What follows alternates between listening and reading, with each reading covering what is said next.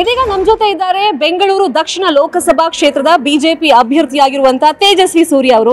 ಸತತ 2ನೇ ಅವಧಿಗೆ ಬಿಜೆಪಿ ಅಭ್ಯರ್ಥಿಯಾಗಿದ್ದೀರಿ.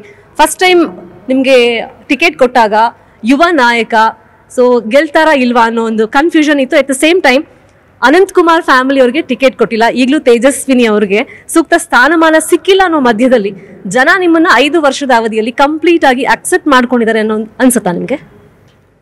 ಜನ ಸಂಪೂರ್ಣವಾಗಿ ಅಕ್ಸೆಪ್ಟ್ ಮಾಡ್ಕೊಳ್ಳದಲ್ಲೇ ಇದ್ದಿದ್ದರೆ ಬೆಂಗಳೂರಿನ ಇತಿಹಾಸದಲ್ಲೇನೆ ಅತಿ ಹೆಚ್ಚು ದಾಖಲೆಯ ಮತದಿಂದ 3,30,000 ಮತಗಳಿಂದ ಹಿಂದೆ ಯಾರನ್ನೂ ಆಯ್ಕೆ ಮಾಡಿರಲಿಲ್ಲ. ಹೋದ ಬಾರಿ ನನ್ನನ್ನು ಆಯ್ಕೆ ಮಾಡಿದ್ರು. ಅಷ್ಟು ಪ್ರೀತಿ ವಿಶ್ವಾಸವನ್ನು ಜನ ಕೊಟ್ಟಿದ್ದಾರೆ. ಇದಕ್ಕಿಂತ ದೊಡ್ಡ ಎಕ್ಸಾಂಪಲ್ಲು, ಇದಕ್ಕಿಂತ ದೊಡ್ಡ ಎವಿಡೆನ್ಸು ಜನ ಅಕ್ಸೆಪ್ಟ್ ಮಾಡ್ಕೊಂಡಿದ್ದಾರೆ. ಸ್ವಂತ ಮನೆ ಮಗನಂತೆ ಪ್ರೀತಿ ಮಾಡ್ತಾರೆ. ಭಾಳ ಹೆಮ್ಮೆಯಿಂದ ನನ್ನನ್ನು ಕೊಂಡಾಡ್ತಾರೆ. ನಮ್ಮ ಕ್ಷೇತ್ರದ ಬಗ್ಗೆ ನಿಜವಾದ ಕಾಳಜಿ ಇರುವಂಥ ಕೆಲಸ ಮಾಡುವಂಥ ಯುವಕ ಅಂತ ಅವ್ರು ಪರಿಗಣಿಸಿದ್ದಾರೆ ಅನ್ನೋದಕ್ಕೆ ಅದು ಕೂಡ ಸಾಕ್ಷಿ. ಕಳೆದ 5 ವರ್ಷದಲ್ಲಿ ನನಗೆ ನಮ್ಮ ಕ್ಷೇತ್ರದ ಜನ ನಿರಂತರವಾಗಿ ನೀಡಿರುವಂಥ ಬೆಂಬಲ ಕೂಡ ಸಾಕ್ಷಿ. 33 ವರ್ಷಗಳಿಂದ ಸತತ ಬಿಜೆಪಿಯಲ್ಲಿ ಗೆದ್ದಿದೆ, ಭದ್ರಕೋಟೆ ಅಂತ ಅನ್ನಿಸ್ಕೊಂಡಿದೆ. ಅಫ್ಕೋರ್ಸ್ 2ನೇ ಅವಧಿಗೆ ಬಂದರೂ ಕೂಡ ಒಂದು ಆಡಳಿತ ವಿರೋಧಿ ಅಲೆ ಇಲ್ಲಿ ಅಂತಲ್ಲ ಎಲ್ಲ ಕಡೆನೂ ಇರುತ್ತೆ. ಅದನ್ನ ತೇಜಸ್ವಿ ಸೂರ್ಯ ಯಾವ ಥರ ಮೆಟ್ಟಿ ನಿಂತಿದ್ದಾರೆ? ಆಡಳಿತ ವಿರೋಧಿ ಅಲೆ ಬರೋದು ಯಾವಾಗ ಅಂತಂದರೆ, ನೀವು ಕ್ಷೇತ್ರದಲ್ಲಿ ಕೆಲಸ ಮಾಡದಲ್ಲೇ ಇದ್ದಾಗ, ಜನರು ಮಧ್ಯದಲ್ಲಿ ಇಲ್ಲದಲೇ ಇದ್ದಾಗ, ಜನಕ್ಕೆ ಅವರ ಸಮಸ್ಯೆಗಳಿದ್ದಾಗ ಸ್ಪಂದಿಸದಲ್ಲೇ ಇದ್ದಾಗ, ಇನ್ಸೆನ್ಸಿಟಿವ್ ಆಗಿ ದುರಹಂಕಾರದಿಂದ ವರ್ತನೆ ಮಾಡಿದಾಗ, ಈ ಎಲ್ಲ ಕಾರಣಗಳಿಗೆ ಆಡಳಿತ ವಿರೋಧಿ ಅಲೆ ಬರುತ್ತೆ. ಆದರೆ ಇವತ್ತು ದೇಶದಲ್ಲಿ ನರೇಂದ್ರ ಮೋದಿಯವರು ದೇಶದ ಪ್ರಧಾನಿಯಾಗಿ ಆಯ್ಕೆಯಾಗಿ 10 ವರ್ಷ ಆದರೂ ಕೂಡ ದೇಶದಲ್ಲಿ ನರೇಂದ್ರ ಮೋದಿಯವರ ಬಗೆಗಿನ ಪ್ರೀತಿ ವಿಶ್ವಾಸ, ಅವರ ಬಗೆಗಿನ ಒಂದು ಪ್ರೇಮ ಗೌರವ ಜಾಸ್ತಿ ಆಗ್ತಾ ಇದೆಯೇ ಹೊರತು ಕಡಿಮೆ ಆಗ್ತಾ ಇಲ್ಲ.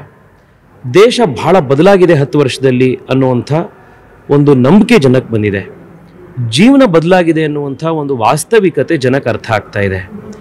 ಬೆಂಗಳೂರಿನಲ್ಲೂ ಕೂಡ ಮೋದಿ ಸರ್ಕಾರ ವಿಶೇಷವಾಗಿ ಕಳೆದ 10 ವರ್ಷದಲ್ಲಿ ಮತ್ತು ನನ್ನನ್ನು ಬೆಂಗಳೂರಿನ ಜನ ಆಯ್ಕೆ ಮಾಡಾದ ಮೇಲೆ ಕಳೆದ 5 ವರ್ಷದಲ್ಲಿ ಬಹಳ ದೊಡ್ಡ ಅಭಿವೃದ್ಧಿ ಕಾರ್ಯಗಳಿಗೆ ಚಾಲನೆ ಕೊಟ್ಟಿದೆ ಅನ್ನುವಂಥದ್ದು ಕೂಡ ಜನ ಪ್ರಜ್ಞಾವಂತರು ಅರ್ಥ ಮಾಡ್ಕೊಂಡಿದ್ದಾರೆ. 30 ವರ್ಷದಿಂದ ಬೆಂಗಳೂರಿಗೆ ಬರದಲ್ಲೇ ಇದ್ದಂಥ ಸಬರ್ಬನ್ ರೈಲು ನಾನು MP ಆದಮೇಲೆ ಕಳೆದ 5 ವರ್ಷದಲ್ಲಿ ಬೆಂಗಳೂರಿಗೆ ಬಂದಿದ್ದು. ಕೇವಲ ಕಳೆದ 5 ವರ್ಷದಲ್ಲಿ ಬೆಂಗಳೂರು ಮೆಟ್ರೋ 75 ಕಿಲೋಮೀಟರ್ಗಳ ಸ್ಯಾಂಕ್ಷನ್ ಕಳೆದ 5 ವರ್ಷದಲ್ಲಿ ಸಿಕ್ಕಿದೆ. ಇದೇ ವರ್ಷದ ಸೆಪ್ಟೆಂಬರ್ನಲ್ಲಿ ನಮ್ಮ ಇಡೀ ದಕ್ಷಿಣ ಭಾಗದಲ್ಲೇ ಹಾಸು ಹೋಗುವಂಥ ಯೆಲ್ಲೋ ಲೈನ್ ಮೆಟ್ರೋ ಕಾರ್ಯರೂಪಕ್ಕೆ ಬರುತ್ತೆ. ಅದ್ರ ಹಿಂದೆ ನನ್ನ ಬಹಳ ದೊಡ್ಡ ಕೆಲಸ ಇದೆ ಅಂತ ಜನಕ್ಕೆ ಗೊತ್ತಿದೆ. SM ಕೃಷ್ಣರ ಕಾಲದಿಂದ ಬೆಂಗಳೂರಿಗೆ ಒಂದು US ಕಾನ್ಸುಲೇಟ್ ಬರಬೇಕು ಅನ್ನುವಂಥ ಡಿಮ್ಯಾಂಡ್ ಇತ್ತು. ಅದನ್ನು ಪೂರೈಸಿದ್ದು ತೇಜಸ್ವಿ ಸೂರ್ಯ ಅಂತ ಜನಕ್ಕೆ ಗೊತ್ತಿದೆ. ಬೆಂಗಳೂರು ಸುರಕ್ಷಿತವಾಗಿರಬೇಕು ಅನ್ನೋದಾದರೆ ಇಲ್ಲಿಗೊಂದು NIA ಕಚೇರಿ ಬೇಕು ಅಂತ ಹೇಳಿ ಅಮಿತ್ ಶಾ ಅವರನ್ನು ಭೇಟಿ ಮಾಡಿ ಬೆಂಗಳೂರಿಗೊಂದು NIA ಕಚೇರಿಯನ್ನು ತೆಗೆದುಕೊಂಡು ಬಂದು ಬೆಂಗಳೂರಿನ ಸುರಕ್ಷತೆಗೆ ಬಹಳ ದೊಡ್ಡ ಕೊಡುಗೆ ಕಳೆದ 5 ವರ್ಷದಲ್ಲಿ ನಾ ತೆಗೆದುಕೊಂಡು ಬಂದೆ ಅನ್ನೋದು ಬೆಂಗಳೂರಿನ ಜನಕ್ಕೆ ಗೊತ್ತಿದೆ. BMTC ಬಸ್ಗಳಿಗೆ 1500 ಎಲೆಕ್ಟ್ರಿಕ್ ಬಸ್ಗಳನ್ನು ತಂದು BMTCಯ ಫ್ಲೀಟ್ ಸೈಜನ್ನು ಜಾಸ್ತಿ ಮಾಡೋದರಲ್ಲಿ ನಮ್ಮ ಸಂಸದರ ಕಾಂಟ್ರಿಬ್ಯೂಷನ್ ಇದೆ ಅಂತ ಗೊತ್ತಿದೆ. ಇದೆಲ್ಲದರ ಜೊತೆಗೆ ಕೋವಿಡ್ನಂಥ ಕ್ಲಿಷ್ಟ ಸಂದರ್ಭದಲ್ಲಿ ಪ್ರತಿದಿನ ಜನರ ಮಧ್ಯದಲ್ಲಿದ್ದು ಸಾವಿರಾರು ಆಕ್ಸಿಜನ್ ಕಾನ್ಸಂಟ್ರೇಟರ್ಗಳನ್ನು ತಂದು ಸಾವಿರಾರು ಜನರ ಮಧ್ಯಕ್ಕೆ ಮನೆಗಳಿಗೆ ತೆಗೆದುಕೊಂಡು ಹೋಗಿ ಜೀವ ಉಳಿಸುವಂಥ ಕೆಲಸ ನಮ್ಮ ಸಂಸದರು ಮಾಡಿದ್ದಾರೆ ಅಂತ ಹೆಮ್ಮೆ ಇದೆ.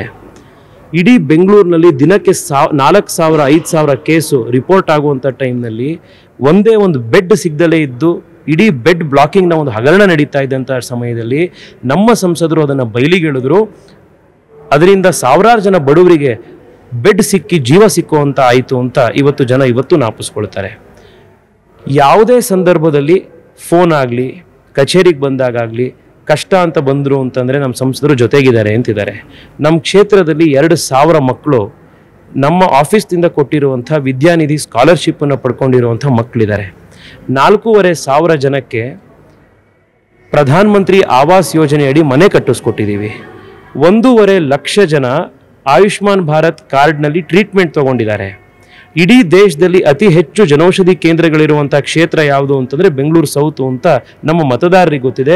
2 ಲಕ್ಷ ಜನ ತಿಂಗಳಿಗೆ ಜನೌಷಧಿ ಕೇಂದ್ರಗಳಲ್ಲಿ ಮಾತ್ರೆ ತಗೊಳ್ತಾರೆ. ನಾನು ಇನ್ನೂ ಹಿಂಗೆ ಹೇಳ್ತಾ ಹೋಗ್ಬೋದು. ನಿಮ್ಮ 30 ನಿಮಿಷ ಶೋ ಕಾರ್ಯಕ್ರಮ ಇದರಲ್ಲೇ ಆಗೋಗುತ್ತೆ.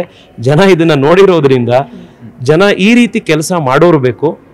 ನಮ್ಮನ್ನು ಪ್ರತಿನಿಧಿಸುವಂಥ ವ್ಯಕ್ತಿ ಈ ರೀತಿ ಇರಬೇಕು. ಸಂಸತ್ನಲ್ಲಿ ನಾನು ಮಾತನಾಡಿರುವಂಥ ಭಾಷಣಗಳನ್ನು ನಮ್ಮ ಕ್ಷೇತ್ರದ ಜನ ನಮ್ಮ ಹುಡುಗ ಮಾತಾಡಿರೋದು ಅಂತ ಭಾಳ ಹೆಮ್ಮೆಯಿಂದ ವಾಟ್ಸ್ಯಾಪ್ಗಳಲ್ಲಿ ಫಾರ್ವರ್ಡ್ ಮಾಡ್ತಾರೆ, ನಮ್ಮ MP ಮಾತಾಡಿರೋದು ಅಂತ. ಜನ ನೋಡಿದ್ದಾರೆ ಇದನ್ನು. ಆದ್ದರಿಂದ ಪ್ರಧಾನಮಂತ್ರಿಯನ್ನು ನೋಡಿದಾಗಲೂ ಆಡಳಿತ ವಿರೋಧಿ ಅಲ್ಲಿ ದೇಶದಲ್ಲೇ ಇಲ್ಲ. ಹೋದ ಬಾರಿ ಎಷ್ಟು ಸೀಟ್ ಸಿಕ್ಕಿತ್ತೋ ಅದಕ್ಕಿಂತ ಜಾಸ್ತಿ ಸೀಟು ಮೋದಿಯವ್ರಿಗೆ ಕೊಡ್ತಾರೆ. ಇಲ್ಲೂ ಕೂಡ ಅಲೆ ಇದ್ದರೆ ಅದು ಮೋದಿಯವರ ಪರವಾಗಿ ಅಲೆ ಇದೆ, BJPಯ ಪರವಾಗಿ ಅಲೆ ಇದೆ. ನಾನು ಮಾಡಿರುವಂಥ ಕೆಲಸದ ಆಶೀರ್ವಾದ ಇದೆ. ಹೋದ ಸತಿ ಸಿಕ್ಕಿದ್ದಕ್ಕಿಂತ ಜಾಸ್ತಿ ಸೀಟು ದೇಶದಲ್ಲಿ ಸಿಕ್ಕಿದ್ರೆ ಹೋದ ಸತಿ ಸಿಕ್ಕಿದ್ದಕ್ಕಿಂತ ಜಾಸ್ತಿ ಮಾರ್ಜಿನ್ನು ಬೆಂಗಳೂರು ದಕ್ಷಿಣದಲ್ಲಿ ಸಿಗುತ್ತೆ. ಯುವ ನಾಯಕನಾಗಿ ತೇಜಸ್ವಿ ಸೂರ್ಯ ಅವರು MP ಆದ್ಮೇಲೆ ದೇಶಾದ್ಯಂತ ಕೆಲವೊಂದು ಇಶ್ಯೂಸ್ ಆದಾಗ ಪ್ರತಿಭಟನೆ ಮಾಡಕ್ ಹೋದ್ರಿ, ಗುಡುಕ್ತೀನಿ ಅಂತಂದ್ರಿ. ಆದ್ರೆ ವಿವಿಪುರಂ ಕೆಲಸ ಡಿಲೇ ಆಯ್ತು, ಗಾಂಧಿ ಬಜಾರ್ ಬ್ಯೂಟಿಫಿಕೇಶನ್ ಮಾಡೋದು ಡಿಲೇ ಆಯ್ತು ಅನ್ನೋ ಆರೋಪ. ಮೇಡಮ್, ಒಂದು ತಾವು ಪ್ರಜ್ಞಾವಂತ ಸೀನಿಯರ್ ಜರ್ನಲಿಸ್ಟ್ ಇದ್ದೀರಿ. MP ಅವರ ಕೆಲಸ ಯಾವುದು ಏನು ಅನ್ನೋದು ನಿಮಗೂ ಗೊತ್ತಿದೆ, ನಮ್ಮ ಕ್ಷೇತ್ರ ಜನಕ್ಕಂತೂ ಗೊತ್ತಿದೆ. BBMP ಮಾಡಬೇಕಾದಂಥ ಕೆಲಸ ಯಾವುದು, ಸ್ಥಳೀಯ ಶಾಸಕರುಗಳು ಮಾಡಬೇಕಾದಂಥ ಕೆಲಸ ಯಾವುದು, ಮತ್ತು MP ಮಾಡಬೇಕಾದಂಥ ಕೆಲಸ ಯಾವುದು ಅನ್ನೋದ್ರ ಬಗ್ಗೆ ಭಾಳ ಕ್ಲಿಯರ್ ಆಗಿರುವಂಥ ಒಂದು ಡಿಮಾರ್ಕೇಷನ್ನು ವ್ಯತ್ಯಾಸ ನಮ್ಮ ಕ್ಷೇತ್ರದ ಜನಕ್ಕಂತೂ ಗೊತ್ತಿದೆ. ಆದ್ದರಿಂದ ವಿವಿಪುರಂ ಅಲ್ಲಾದಂಥ BBMP ಕೆಲಸ ಸ್ಲೋ ಆಯಿತು ಅಂತಂದರೆ, ಅಥವಾ ಗಾಂಧಿ ಬಜಾರ್ನ ಕೆಲಸ ಇನ್ನೂ ಕೆಲಸ ಆಗಬೇಕಾಗಿದೆ ಅನ್ನೋದಾದರೆ, ಇನ್ನೂ ಸ್ವಲ್ಪ ತಡ ಆಗಿದೆ ಅನ್ನೋದ್ರೆ ಅದು BBMP ಕೆಲಸ. ಅದಕ್ಕೂ ನಮ್ಮ MPಗೂ ಸೀದವಾದಂಥ ನೇರವಾದಂಥ ಸಂಪರ್ಕ ಇಲ್ಲ, ಕನೆಕ್ಷನ್ ಇಲ್ಲ ಅನ್ನುವಂಥದ್ದು ಜನಕ್ಕೆ ಗೊತ್ತಿದೆ. ಆದರೆ ಅದೇ ಜನ ಕೇಂದ್ರ ಸರ್ಕಾರದ ಒಂದು ಯೋಜನೆಯಡಿ ಒಂದು 2,000 ಮನೆ ಕಟ್ಟುವಂಥದ್ದು ನಿಂತು ಹೋದಾಗ, ರಾತ್ರಿ ನಮ್ಮ ಮನೆಗೆ ಬಂದಾಗ ಅರ್ಧ ಗಂಟೆಯಲ್ಲಿ ಓಡೋಗ್ಬೇಕಾದಂಥ ಬಿಲ್ಡರ್ನ ED CBIನ ಹಿಡಿದು 1,500 ಕೋಟಿ ರೂಪಾಯಿನ ಕೇಂದ್ರ ಸರ್ಕಾರದಿಂದ ತಂದು 2,000 ಮನೆ ಕಟ್ಟಿಸ್ಕೊಟ್ಟು ಗೃಹ ಪ್ರವೇಶ ಮಾಡಿ ಮನೆ ಮಗನ ಥರ ನಿಂತ್ಕೊಂಡ್ರು ನಮ್ಮ ಸಂಸದರು ಅಂತ ಗೊತ್ತಿದೆ. ಯಾಕೆಂದರೆ ಕೇಂದ್ರ ಸರ್ಕಾರದ ಯೋಜನೆಗಳನ್ನು ಅವರು ದಾಯಿತ್ವ ಇರೋದು ಅಲ್ಲಿಗೆ, ಉತ್ತರದಾಯಿತ್ವ ಇರೋದು ಅದಕ್ಕೆ ಅಂತ. ನಮ್ಮ ಕ್ಷೇತ್ರದಲ್ಲಿ ಭಾಳ ದೊಡ್ಡ ಸಂಖ್ಯೆಯಲ್ಲಿ ಬಡವರಿದ್ದಾರೆ, ವಯಸ್ಸಾದವರಿದ್ದಾರೆ, ಅವರಿಗೆ ಮಾತ್ರ ತಗೊಳ್ಬೇಕಾಗತ್ತೆ ಅಂತ ಕೇಂದ್ರ ಸರ್ಕಾರದ ಯೋಜನೆಯ ಜನೌಷಧಿ ಕೇಂದ್ರಗಳಲ್ಲಿ 2019ರಲ್ಲಿ 14 ಜನೌಷಧಿ ಕೇಂದ್ರ ಇತ್ತು ನಮ್ಮ ಕಾನ್ಸ್ಟಿಟ್ಯೂನ್ಸಿಲಿ. ಇವತ್ತು 130 ಇದೆ. ಇಡೀ ದೇಶದಲ್ಲೇ ಅತಿ ಹೆಚ್ಚು 2 ಲಕ್ಷ ಜನ ಬಳಸ್ತಾರೆ ಅದನ್ನು. ಅದು ನಮ್ಮ MP ಮಾಡುವಂಥ ಕೆಲಸ ಅದನ್ನು ಮಾಡಿದ್ದಾರೆ ಅಂತ ಜನಕ್ಕೆ ಗೊತ್ತಿದೆ. ಜನಕ್ಕೆ ಯಾವ ಎಕ್ಸಾಮ್ನಲ್ಲಿ ಯಾವ ಪ್ರಶ್ನೆ ಕೇಳಬೇಕು, ಯಾವ ಸ್ಟೂಡೆಂಟಿಗೆ ಯಾವ ಪ್ರಶ್ನೆ ಕೇಳಬೇಕು ಅನ್ನೋದು ಜನಕ್ಕೆ ಗೊತ್ತಿದೆ. ಅದ್ರ ಮೇಲೆ ಅವರು ಡಿಸೈಡ್ ಮಾಡ್ತಾರೆ. ಗ್ಯಾರಂಟಿ ಯೋಜನೆಗಳು ಸರ್ಕಾರದ್ದು, ಮತ್ತೆ DK ಶಿವಕುಮಾರ್ ಅವರ ಬ್ರ್ಯಾಂಡ್ ಬೆಂಗಳೂರು ಆ ಕಾನ್ಸೆಪ್ಟ್ ಏನಾದರೂ ಈ ಸಲ ಎಲೆಕ್ಷನ್ ಅಲ್ಲಿ ಎಫೆಕ್ಟ್ ಬೀರುತ್ತಾ? ಗ್ಯಾರಂಟಿ ಇವತ್ತು ದೇಶದಲ್ಲಿ ನೀವು ಯಾರ ಹತ್ರನಾರೋ ಮಾತನಾಡಿದ್ರೆ ಇವತ್ತು ದೇಶದಲ್ಲಿ ನಡೀತಾ ಇರುವಂಥದ್ದು ಒಂದೇ ಗ್ಯಾರಂಟಿ, ಜನ ವಿಶ್ವಾಸ ಮಾಡುವಂಥದ್ದು ಒಂದೇ ಗ್ಯಾರಂಟಿ ಅಂದರೆ ಅದು ಮೋದಿ ಗ್ಯಾರಂಟಿ. ಮೋದಿ ಬರೋದಕ್ಕಿಂತ ಮುಂಚೆ ದೇಶದ 50 ಕೋಟಿ ಜನರ ಹತ್ರ ಬ್ಯಾಂಕ್ ಅಕೌಂಟೇ ಇರಲಿಲ್ಲ. ಮೋದಿ ಗ್ಯಾರಂಟಿಯಿಂದಾಗಿ ಬ್ಯಾಂಕ್ ಅಕೌಂಟ್ ಓಪನ್ ಆಯಿತು. ಬರೀ ನಮ್ಮ ಕ್ಷೇತ್ರದಲ್ಲಿ 1.5 ಲಕ್ಷ ಆಯುಷ್ಮಾನ್ ಭಾರತ್ ಕೆಳಗಡೆ ಫ್ರೀ ಟ್ರೀಟ್ಮೆಂಟ್ ಆಗಿದೆ. 430 ಕೋಟಿ ರೂಪಾಯಿ ಅದರ ವೆಚ್ಚ. ಈ ಹೆಲ್ತ್ ಗ್ಯಾರಂಟಿ ಮೋದಿ ಕೊಟ್ಟಿದ್ದು. ಹೆಣ್ಮಕ್ಳಿಗೆ ಟಾಯ್ಲೆಟ್ ಇರಲಿಲ್ಲ, 10 ಕೋಟಿ ಟಾಯ್ಲೆಟ್ ನಿರ್ಮಾಣ ಮೋದಿ ಗ್ಯಾರಂಟಿ. ಮನೆಗಳಲ್ಲಿ ನಲ್ಲಿಲಿ ನೀರು ಬರ್ತಿರ್ಲಿಲ್ಲ, ಇವತ್ತು ಮನೆಗಳಲ್ಲಿ ನಲ್ಲಿ ನೀರು ಬರ್ತಾ ಇದೆ ಅಂದರೆ ಅದು ಮೋದಿ ಗ್ಯಾರಂಟಿ. ಇವತ್ತು ಬೀದಿ ಬದಿ ವ್ಯಾಪಾರಿಗಳಿಗೆ ಯಾವುದೇ ಗ್ಯಾರಂಟಿ ಇಲ್ಲದೆ ಸಾಲ ಸಿಗ್ತಾ ಇದೆ ಅಂತಂದರೆ, ಅವ್ರ ಕಾಲ ಮೇಲೆ ಅವ್ರು ನಿಂತ್ಕೊಳ್ಳಿಕ್ಕೆ ಒಂದು ವ್ಯವಸ್ಥೆ ಆಗಿದೆ ಅಂತಂದರೆ ಮೋದಿ ಗ್ಯಾರಂಟಿ. ಬ್ಯಾಂಕ್ ಒಳಗಡೆ ಶ್ರೀಮಂತರು ಬಿಟ್ಟರೆ ಯಾರಿಗೂ ಹೋಗೋಕ್ಕೆ ಆಗ್ತಿರ್ಲಿಲ್ಲ, ಇವತ್ತು ಬಡವರಿಗೆ ಹೋಗ್ತಿದ್ದಾರೆ ಅಂತಂದರೆ ಅದು ಮೋದಿ ಗ್ಯಾರಂಟಿ. ಕೋವಿಡ್ಡಿಂದ ಇವತ್ತಿನವರೆಗೆ ಮತ್ತು ಇವತ್ತಿಂದ ಇನ್ನು ಮುಂದಿನ 5 ವರ್ಷದವರೆಗೆ ಪ್ರತಿ ತಿಂಗಳು 5 kg ಫ್ರೀ ಅನ್ನ ಸಿಗತ್ತೆ ಅಂತಂದರೆ, ಅಕ್ಕಿ ಸಿಗತ್ತೆ ಅನ್ನೋದಾದರೆ, ಈಗಾಗಲೇ 5 ವರ್ಷ ಕೊಟ್ಟಿದೆ, ಇನ್ನೂ 5 ವರ್ಷದ ಗ್ಯಾರಂಟಿ ಕೊಟ್ಟಿರೋದು ಮೋದಿ ಅಂತ ಜನಕ್ಕೆ ಗೊತ್ತಿದೆ. ದೇಶದ ಜನ ಭಾಳ ಪ್ರಜ್ಞಾವಂತರಿದ್ದಾರೆ, ವೋಟ್ ಹಾಕುವಂಥವ್ರು. ಮೇಡಮ್, ನಾವು ಪ್ರತಿ ಸತಿ ರಾಜಕಾರಣಿಗಳಾಗಲಿ ಮೀಡಿಯಾದವರಾಗಲಿ ನಮ್ಮ ಮತದಾರರ ಸಾಮೂಹಿಕ ಇಂಟೆಲಿಜೆನ್ಸನ್ನು, ಬುದ್ಧಿವಂತಿಕೆಯನ್ನು ನಾವು ಅಂಡರ್ ಎಸ್ಟಿಮೇಟ್ ಮಾಡ್ತೀವಿ ಎಷ್ಟೋ ಸತಿ. ಅವ್ರು ಭಾಳ ಬುದ್ಧಿವಂತರಿರ್ತಾರೆ, ಎಲ್ಲದನ್ನು ಅಸೆಸ್ ಮಾಡಿ ತೂಗಿ ಅಳೆದು ಯಾರಿಗೆ ಆಶೀರ್ವಾದ ಮಾಡಬೇಕು ಅಂತ ಅವ್ರು ಮಾಡ್ತಾರೆ. ದೇಶದಲ್ಲಿ ಇರುವಂಥದ್ದೇ ಒಂದೇ ಗ್ಯಾರಂಟಿ. ಇನ್ನು ಬ್ರ್ಯಾಂಡ್ ಬೆಂಗಳೂರಿನ ಇತಿಹಾಸದಲ್ಲೇನೇ ಕುಡಿಯೋ ನೀರಿಗೆ ಈ ರೀತಿ ಪರದಾಡುವಂಥ ಸ್ಥಿತಿ ಬೆಂಗಳೂರಿನಲ್ಲಿ ಬಂದಿರಲಿಲ್ಲ. ಈ ಸರ್ಕಾರ ಬಂದ ಮೇಲೆ ಇದು ಸಾಧ್ಯ ಆಗಿದ್ದು, ಇಂಥ ಸ್ಥಿತಿ ಬಂದಿದ್ದು. ಇಷ್ಟು ವರ್ಷ 10 ವರ್ಷದಲ್ಲಿ ಬೆಂಗಳೂರಿನಲ್ಲಿ ಬಾಂಬ್ ಬ್ಲಾಸ್ಟ್ ಆಗಿದ್ದ ಕಥೆನೇ ಕೇಳಿರಲಿಲ್ಲ. ಈ ಸರ್ಕಾರ ಬಂದು 8 ತಿಂಗಳಾದ್ಮೇಲೆ ಬಾಂಬ್ ಬ್ಲಾಸ್ಟ್ ಸ್ಟಾರ್ಟ್ ಆಯಿತು. ಜನ ಇದನ್ನೆಲ್ಲ ಗಮನಿಸ್ತಾ ಇದ್ದಾರೆ. ಇವತ್ತು ಬೆಂಗಳೂರಿನ ಯಾವುದೇ ಮನೆ ಕಟ್ಟೋರಿರಲಿ, ಬಿಲ್ಡರ್ ಹತ್ರ ಹೋಗಲಿ, ಒಂದು ಪ್ಲ್ಯಾನ್ ಸ್ಯಾಂಕ್ಷನ್ ಮಾಡಿಸ್ಕೋಬೇಕು ಅಂತ ಒಂದು 40-60 ಮನೆ ಕಟ್ಟಬೇಕು ಅಂತಿರುವಂಥ ಯಾರೋ ಮಿಡಲ್ ಕ್ಲಾಸ್ನವರಿಗೆ ಪರ್ ಸ್ಕ್ವೇರ್ ಫುಟ್ 70 ರೂಪಾಯಿ ನೀವು ಲಂಚ ಕೊಡಲಿಲ್ಲ ಅಂತಂದರೆ ನಿಮ್ಮ ಪ್ಲ್ಯಾನ್ ಸ್ಯಾಂಕ್ಷನ್ ಅಪ್ರೂವಲ್ ಆಗಲ್ಲ ಅಂತ ರಸ್ತೆ ಜನ ಮಾತಾಡ್ತಾ ಇದ್ದಾರೆ. ಇದು ಬ್ರ್ಯಾಂಡ್ ಬೆಂಗಳೂರ? ಇವ್ರದ್ದೇನು ಕಾಂಟ್ರಿಬ್ಯೂಷನ್ ಇದೆ? ನಾನು ನಿಮಗೆ 5 ನಿಮಿಷದಲ್ಲಿ ಲಿಸ್ಟ್ ಕೊಟ್ಟೆ.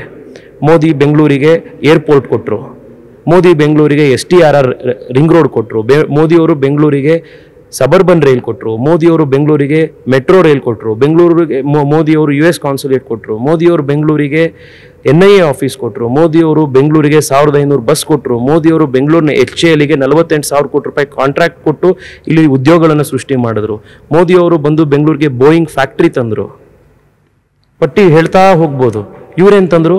ಬಾಂಬ್ ಬ್ಲಾಸ್ಟ್ ಮಾಡಿಸಿದ್ರು, ಕಮ್ಯುನಲ್ಗೆ ವೈಲೆನ್ಸ್ ಆಗುವಂಥ ರೀತಿಯಲ್ಲಿ ಸಾಮಾಜಿಕ ಸೌಹಾರ್ದತೆ ಹಾಳು ಮಾಡುವಂಥ ಕೆಲಸ ಮಾಡಿದ್ರು.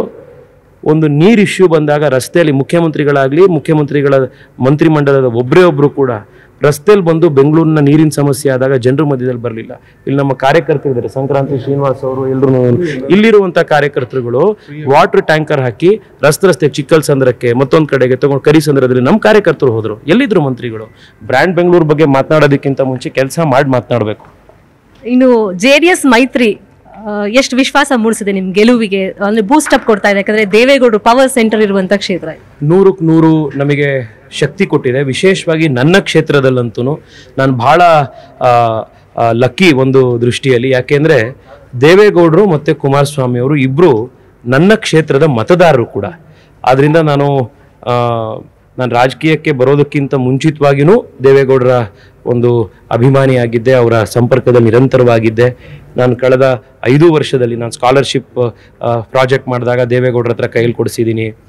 ಪಾರ್ಲಿಮೆಂಟಲ್ಲಿ ನಾನೊಂದು ಸ್ಪೀಚ್ ಮಾಡಾದ್ಮೇಲೆ ದೇವೇಗೌಡರು ಫೋನ್ ಮಾಡಿ ನನಗೆ ಆಶೀರ್ವಾದ ಮಾಡಿದರು. 15-20 ನಿಮಿಷ ಫೋನ್ ಮಾಡಿ, ಮುನ್ನುಗ್ಬೇಕಪ್ಪ, ಚೆನ್ನಾಗಿ ಮಾತನಾಡು, ದೇಶದಕ್ಕೆ ನಿಮ್ಮಂಥ ಯುವಕರ ಅವಶ್ಯಕತೆ ಇದೆ, ಬೆಳಿ ಅಂತ ಆಶೀರ್ವಾದ ಮಾಡಿದರು. ಹಲವಾರು ಸತಿ ಅವರನ್ನು ಹೋಗಿ ಭೇಟಿ ಮಾಡಿ ಅವರ ಆಶೀರ್ವಾದ ತಗೋತಿರ್ತೀನಿ. ನಿನ್ನೆ ಕೂಡ ಕುಮಾರಣ್ಣನ ಭೇಟಿ ಮಾಡಿ ಅವರ ಆಶೀರ್ವಾದ ತಗೊಂಡೆ. ಕಾರ್ಯಕರ್ತರು JDSನವರು BJPಯವರು ಭಾಳ ಒಗ್ಗಟ್ಟಿಂದ ಉತ್ಸಾಹದಲ್ಲಿದ್ದಾರೆ. ನಾನು ಆ ಎಲ್ಲ ವಿಶ್ವಾಸದ ಮೇಲೆ ಹೇಳ್ತಿರೋದು. ಮೋದಿಯವರ ಜನಪ್ರಿಯತೆ, ಜನ ಅವ್ರಿಗೆ ಕೊಡ್ತಾ ಇರುವಂಥ ಗೌರವ, ಪ್ರೀತಿ, ಕಳೆದ 5 ವರ್ಷದಲ್ಲಿ ನಾವು ಕ್ಷೇತ್ರದಲ್ಲಿ ಮಾಡಿರುವಂಥ ಕೆಲಸ, ನಮ್ಮ ಕಾರ್ಯಕರ್ತರ ಒಂದು ಪರಿಶ್ರಮ ಮತ್ತು JDS BJP ಇವತ್ತು ಒಟ್ಟಿಗೆ ಬಂದು ಜನರ ಮಧ್ಯದಲ್ಲಿ ಹೋಗ್ತಾ ಇರುವಂಥ ಒಂದು ಜಂಟಿ ತಾಕತ್ತು. ಇದರ ಆಧಾರದ ಮೇಲೆ ನಾನು ಹೇಳ್ತಿದ್ದೀನಿ, ಹೋದ ಸತಿ ನಮಗೆ ಎಷ್ಟು ಸೀಟ್ ಬಂದಿತ್ತು, ವೋಟ್ ಬಂದಿತ್ತು, ಅದಕ್ಕಿಂತ ಜಾಸ್ತಿ ವೋಟ್ನಲ್ಲಿ ನಾವು ಈ ಸತಿ ಗೆಲ್ತೀವಿ. ಲಾಸ್ಟ್ ಜನ ಯಾಕೆ ನಿಮಗೆ ವೋಟ್ ಹಾಕಬೇಕು? ಏನು ಅಪೀಲ್ ಮಾಡ್ಕೊಂತೀರಾ ಜನರ ಹತ್ರ? ಈ ಚುನಾವಣೆಯ ಏಕೈಕ ಉದ್ದೇಶ ಮುಂದಿನ 5 ವರ್ಷಗಳ ಕಾಲ ದೇಶದ ನಾಯಕತ್ವವನ್ನು ಯಾರು ನಡೆಸಬೇಕು ಅನ್ನುವಂಥ ಪ್ರಶ್ನೆಗೆ ಕೊಡುವಂಥ ಉತ್ತರ. ಕಳೆದ 10 ವರ್ಷ ಒಂದು ಸ್ಟೇಬಲ್ ಗೌರ್ಮೆಂಟು, ಮೋದಿ ಅಂತ ನಾಯಕತ್ವದ ಗೌರ್ಮೆಂಟ್ ಇದ್ದರೆ ದೇಶ ಹೆಂಗೆ ಬದಲಾಗತ್ತೆ, ಬಡ ಜನರ ಜೀವನದಲ್ಲಿ ಹೆಂಗೆ ವ್ಯತ್ಯಾಸ ಬರುತ್ತೆ, ಇಡೀ ಪ್ರಪಂಚದ ಲೆವೆಲಲ್ಲಿ ದೇಶದ ಗೌರವ ಸಮ್ಮಾನ ಯಾವ ರೀತಿ ಮೇಲ್ ಬರುತ್ತೆ ಅಂತ ಜನಕ್ಕೆ ಗೊತ್ತಾಗಿದೆ.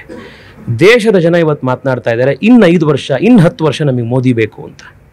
BJP ವೋಟ್ ಹಾಕಿದ್ರೆ ಅದು ಬೆಂಗಳೂರಿನಲ್ಲಿರಲಿ, ಅದು ಕೋಲಾರದಲ್ಲಿರಲಿ, ಮೈಸೂರಿನಲ್ಲಿರಲಿ, BJP ವೋಟ್ ಹಾಕಿದ್ರೆ ಮೋದಿಯವರು ಪ್ರಧಾನಮಂತ್ರಿ ಆಗ್ತಾರೆ. ಇದಕ್ಕಿಂತ ದೊಡ್ಡ ಕಾರಣ ಈ ಬಾರಿಯ ಚುನಾವಣೆಯಲ್ಲಿ ಇನ್ನೊಂದು ಬೇಕಾಗೇ ಇಲ್ಲ, ಇನ್ನೊಂದು ಇಲ್ಲವೂ ಇಲ್ಲ. ದೇಶಕ್ಕೋಸ್ಕರ ಮೋದಿ, ಮೋದಿಗೋಸ್ಕರ ಕಮಲ, ಮೋದಿಗೋಸ್ಕರ ವೋಟ್ ಹಾಕಿದ್ರೆ ದೇಶಕ್ಕೋಸ್ಕರ ವೋಟ್. ಇಷ್ಟೇ ಜನ ಇವತ್ತು ಕ್ಲಿಯರ್ ಆಗಿದ್ದಾರೆ, ದೊಡ್ಡ ಸಂಖ್ಯೆಯಲ್ಲಿ ಮತದಾನ ಮಾಡ್ತಾರೆ. Thank you. ಕನ್ನಡಿಗರ ನೆಚ್ಚಿನ ನ್ಯೂಸ್ 18 ಕನ್ನಡ ಈಗ ವಾಟ್ಸ್ಆಪ್ನಲ್ಲೂ ಲಭ್ಯ. ಕರ್ನಾಟಕ, ದೇಶ ವಿದೇಶಗಳ 360 ಡಿಗ್ರಿ ಸುದ್ದಿಯ ವಿವರಗಳನ್ನ ನಿಮ್ಮ ಕೈ ಬೆರಳುಗಳಲ್ಲೇ ಪಡಿಲಿಕ್ಕೆ ಈ QR ಕೋಡ್ ಅನ್ನ ಸ್ಕ್ಯಾನ್ ಮಾಡಿ, ನಮ್ಮ ಚಾನಲ್ ಫಾಲೋ ಮಾಡಿ, ನೋಟಿಫಿಕೇಶನ್ ಆನ್ ಮಾಡಿ.